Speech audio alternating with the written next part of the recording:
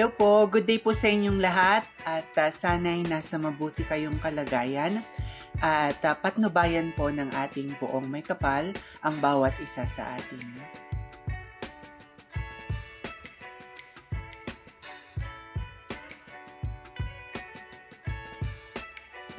Miss Universe Philippines 2024 Chelsea Manalo received a warm and jubilant homecoming in Malolos, Bulacan.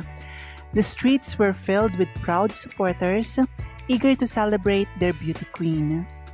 Chelsea, radiating elegance and gratitude, waved to the cheering crowds from a decorated float.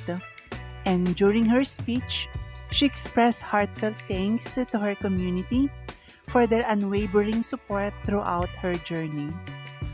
Chelsea's homecoming was not just a celebration of her victory, but also a testament to the unity and pride of the Bulaqueños, highlighting her roots and the strong community that has supported her every step of the way.